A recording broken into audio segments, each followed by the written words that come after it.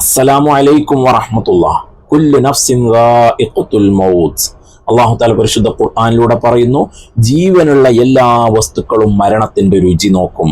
അതായത് ജീവനുള്ള എല്ലാ വസ്തുക്കളും മരിച്ചു പോകും എന്നർത്ഥം. എന്നാൽ എപ്പോഴാണ്, എങ്ങനെയാണ് എന്നുള്ളത് മാത്രമേ നമുക്ക് അറിയായികയുള്ളൂ. മരിക്കും എന്നതെനിക്ക് യാതൊരു സംശയവുമില്ല.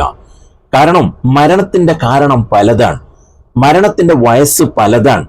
ചിലപ്പോ പ്രസവിക്കുന്നതിന് മുമ്പ് തന്നെ ഉമ്മയുടെ വയറ്റിൽ നിന്നും മരണപ്പെട്ടു പോകുന്ന കുട്ടികളുണ്ട്. ജനിച്ച ഉടനെ മരിച്ചു പോകുന്ന കുട്ടികളുണ്ട്. ചെറിയ പ്രായത്തിൽ തന്നെ മരിക്കുന്നവരുണ്ട്. പ്രായപൂർത്തിയെത്തിയതിനു ശേഷം മരിക്കുന്നവരുണ്ട്. യുവതികളും യുവാക്കളും മരിക്കുന്നവരുണ്ട്. വളരെ പ്രായമായിട്ട് മരിക്കുന്നവരുണ്ട്. അതുപോലെ തന്നെ മരിക്കാനുള്ള കാരണങ്ങൾ പലതാണ്. പല കാരണങ്ങളെ കൊണ്ട് മരിക്കുന്നവരുണ്ട്. അതൊന്നും നമ്മുടെ കയ്യിലുള്ളതല്ല, നമുക്ക് അറിയുന്നതും അല്ല. എന്നാൽ ഞാൻ ഇവിടെ പറയാൻ വേണ്ടി വന്നത്, നിങ്ങളൊക്കെ തമ്പനയിൽ കണ്ടതുപോലെ ചെറിയ കുട്ടികൾ, പ്രായപൂർത്തി എത്തുന്നതിന് മുമ്പ് മരണപ്പെട്ടു പോയ കുട്ടികളുടെ മാതാപിതാക്കൾക്ക് മഹ്ശറയിൽ സംഭവിക്കുന്ന ചില സംഭവങ്ങളുണ്ട്. അതുപോലെ തന്നെ പ്രായപൂർത്തി എത്തിയതിനു ശേഷം മരണപ്പെടുന്ന ആളുകളുടെ മാതാപിതാക്കൾക്ക് മഹ്ശറയിൽ സംഭവിക്കുന്ന ചില സംഭവങ്ങളുണ്ട്. അത് രണ്ടും രണ്ടാണ്, അത് രണ്ടും വ്യത്യാസമാണ്, വളരെ ഭയാനകമായതുമാണ്. അത് നിങ്ങളെ ഒന്ന് ഓർമ്മപ്പെടുത്താൻ വേണ്ടിയാണ് ഞാൻ ഇന്ന് വന്നിട്ടുള്ളത്. അതായത് പ്രായപൂർത്തിയാകുന്നതിന് മുമ്പ് മരണപ്പെട്ടു പോകുന്ന ചെറിയ കുട്ടികൾ, അവര് നേരെ സ്വർഗത്തിലേക്കാണ് പോകുന്നത്. അവർക്ക് ഖബറിൽ ശിക്ഷയില്ല. അവരുടെ നന്മ തിന്മകൾ എഴുതിയത് നോക്കിയിട്ട് നന്മ കൂടുതലാണെങ്കിൽ സ്വർഗത്തിലേക്കും തിന്മ കൂടുതലാണെങ്കിൽ നരകത്തിലേക്കും എന്നുള്ള വിചാരണയൊന്നും അവിടെയില്ല.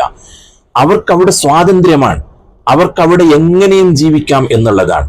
എന്നാൽ ഈ മക്കളുടെ മാതാപിതാക്കൾ, അവർ സ്വർഗത്തിന്റെ അവകാശിയാണോ നരകത്തിന്റെ അവകാശിയാണോ എന്ന് നോക്കുന്നത് അവരുടെ നന്മ തിന്മകൾ എഴുതിയ ആ അടിസ്ഥാനത്തിലാണ്. എന്നാൽ ഈ കുട്ടികൾ മാതാപിതാക്കളുടെ കൈ പിടിച്ചിട്ട് ഇവരെയും കൂടെ സ്വർഗത്തിലേക്ക് കടത്തണം എന്ന് അള്ളാഹുവിനോട് അവിടെ ശുപാർശ ചെയ്യുമത്രേ. അള്ളാഹുവിനോട് തീർച്ചയായിട്ടും ഈ മാതാപിതാക്കൾ ഇല്ലാതെ ഞാൻ സ്വർഗത്തിലേക്ക് പോകൂല എന്ന് കുട്ടികൾ വാശി പിടിക്കുമെന്നാണ്. ചിലപ്പോ ഈ മാതാപിതാക്കൾ നരകത്തിന്റെ അവകാശികളായേക്കാം. എന്നാൽ അവിടെ എന്താണ് സംഭവിക്കുക?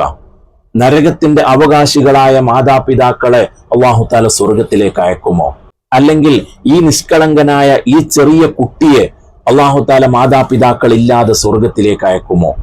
അല്ലെങ്കിൽ സ്വർഗത്തിലേക്ക് പോകാൻ മടിക്കുന്ന ഈ കുട്ടിയെ എന്നാൽ നീയും കൂടെ നരകത്തിലേക്ക് പോകുക എന്ന് പറഞ്ഞിട്ട് നരകത്തിലേക്ക് അയക്കുമോ? എന്താണ് അവിടെ അല്ലാഹു തആല ചെയ്യുന്നത്? ഈ കുട്ടിയുടെ വാശിയുടെ മുന്നിൽ അള്ളാഹുവിന്റെ റഹ്മത്ത് അല്ലാഹു തആല അവിടെ കാണിക്കുമെന്നാണ്. ഈ കുട്ടിയുടെ മാതാപിതാക്കളെ ഈ കുട്ടിയുടെ ശുപാർശ കൊണ്ട് സ്വർഗത്തിലേക്ക് അയക്കുമെന്നാണ്. അതാണ് അള്ളാഹുവിന്റെ നീതി. അല്ലാഹു തആല റഹ്മാനും റഹീമുമാണ്, കരുണ ചെയ്യുന്നവനാണ്, അല്ലെ? അപ്പൊ ഈ മാതാപിതാക്കൾ നരകത്തിന്റെ അവകാശികളാണെങ്കിൽ പോലും ഈ കുട്ടിയുടെ ശുപാർശ കൊണ്ട് അവരെ സ്വർഗത്തിലേക്ക് അയക്കുമെന്നാണ്.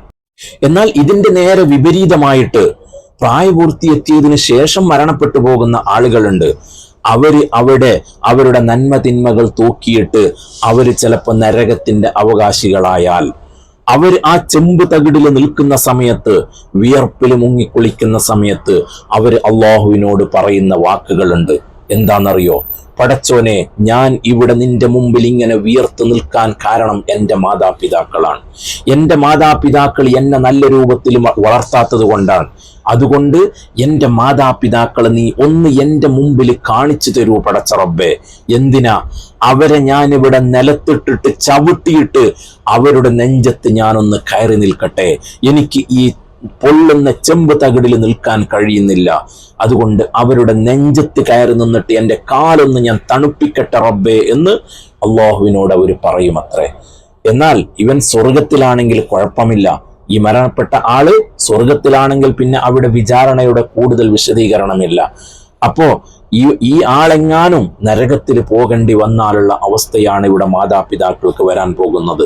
ചെറിയ കുട്ടി മരണപ്പെട്ടാൽ ആ കുട്ടി അള്ളാഹുവിനോട് വാശി പിടിക്കുകയും അവരുടെ മാതാപിതാക്കൾ നരകത്തിന്റെ അവകാശികളാണെങ്കിൽ പോലും അവരുമായിട്ട് മാത്രമേ കുട്ടി സ്വർഗത്തിലേക്ക് പോവുകയുള്ളൂ എന്നാണ്. എന്നാൽ നേരെ മറിച്ചിട്ട് അധികവും തെറ്റുകൾ ചെയ്ത് നടന്ന ഈ മനുഷ്യൻ മരണപ്പെട്ടപ്പോ അവര് അള്ളാഹുവിനോട് പറയുന്നത്, ഞങ്ങളുടെ മാതാപിതാക്കളെ കാലിനടിയിലിട്ട് ചവിട്ടിയിട്ട് അവരുടെ നെഞ്ചത്ത് കയറി ഞാനൊന്ന് നിൽക്കട്ടെ അല്ലാഹുവേ എന്നായിരിക്കും പറയുക എന്ന്.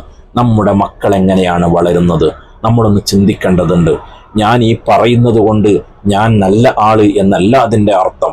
നിങ്ങൾ കേൾക്കുന്ന നിങ്ങൾ ഒരു മോശക്കാരനാണ് എന്നല്ല ഞാൻ പറയുന്നത്. നമ്മുടെ മക്കളെ നമ്മൾ നല്ല രീതിയിൽ പോറ്റി വളർത്താൻ ശ്രമിക്കണം. അവരെ നല്ലവനാക്കുന്നത് അള്ളാഹുവാണ്. അള്ളാഹു താല നമ്മുടെ മക്കളെയൊക്കെ നന്നാക്കി തരുമാറാവട്ടെ. ദുനിയാവിലും ആഖിറത്തിലും മാതാപിതാക്കൾക്ക് ഉപകരിക്കുന്ന മക്കളാക്കി തരുമാറാവട്ടെ. നമ്മൾ മരണപ്പെട്ടു പോയാൽ നമുക്ക് വേണ്ടി ഖുർആൻ ഓതുന്ന ദുആ ചെയ്യുന്ന മക്കളാക്കി തരുമാറാവട്ടെ. ആമീൻ യാ റബ്ബൽ ആലമീൻ. നിങ്ങളെല്ലാവരും എനിക്കും കുടുംബത്തിനും വേണ്ടി ദുആ ചെയ്യണം എന്ന് ദുആ കൊണ്ട് വസിയത്ത് ചെയ്യുന്നു. അസ്സലാമു അലൈക്കും വറഹ്മത്തുള്ളാഹി.